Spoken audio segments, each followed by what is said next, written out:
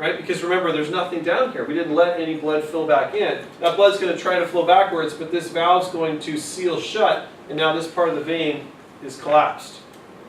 And then when you let go of your finger here, then you can watch the blood fill back in the vein and it fills back up. Sounds cool, doesn't it? Should we try it?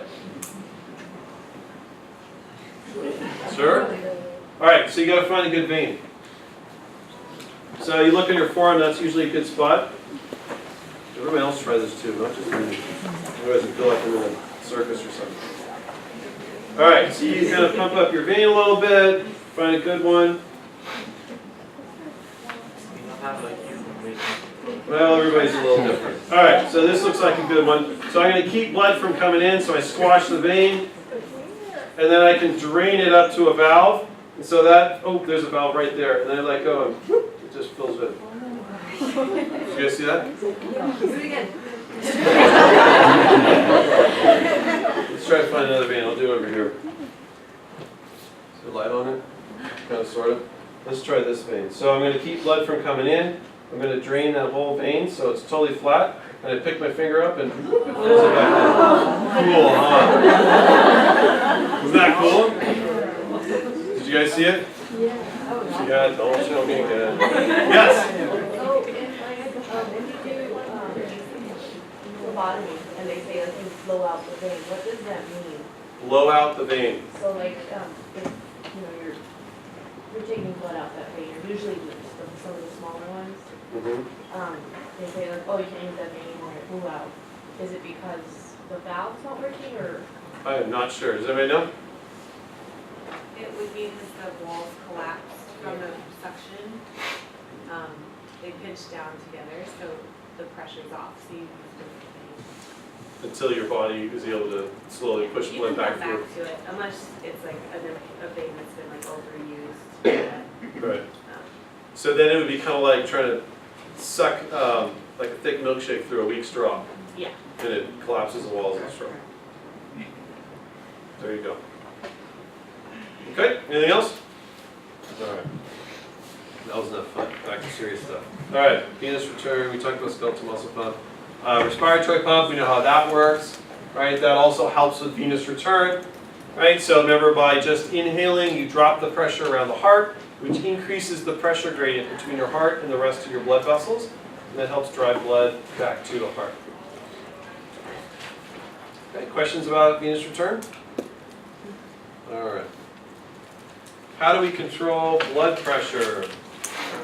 When you're lying down, the pressure, because you don't have any gravity, that most of the blood goes to the head, and that causes of the balance in the pressure. We don't have any gravity. So you're asking, why does all your blood not go to your head when you're laying down? Yes. So you have ways to control blood flow to different tissues, which we're sort of sneaking up to. And so when you're laying down, your body will adjust to it, right? So your body can, instead of all of this blood that was in your foot, it's not like it's going to slosh into your head like it's all of a sudden a high tide in your head, because your blood vessels are not going to be open big enough to let all that blood through, and those blood vessels can constrict to limit flow there. But if you are, say, upside down, it makes it harder for your body to control that, and you do often get more blood to your head. Or think about the opposite. You've been laying down all night, let's say, the alarm goes off and you're ready to jump up, and if you jump up really fast, sometimes you feel dizzy. Because now all of a sudden you're not getting as much blood to your head, right? Because now you've got to work against gravity, and your body has to make a bunch of adjustments to get that increased flow up to your head, and it takes a moment to do that. Once you've adjusted, now you don't feel lightheaded anymore, and you're ready to take on the day. So get up slower, but not too slow. That happens in my house all the time, driving me crazy. Good? All right, blood pressure control. So how do we control the blood pressure in our body? So it's really important to get blood pressure under tight control. You don't want it too high, you don't want it too low. One way is through cardiac output.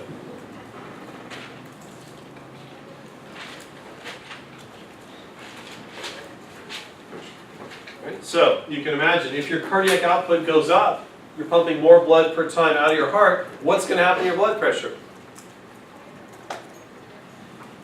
It's not a trick question. Is the goes up, right? You're going to shove more fluid through those pipes per unit of time, the pressure goes up. All right, peripheral resistance. Let's say everything else is constant, but all of a sudden you increase peripheral resistance. So resistance to flow through all your vessels.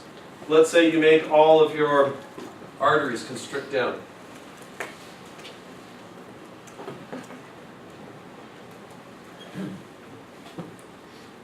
Make them all constrict down, what's going to happen to blood pressure?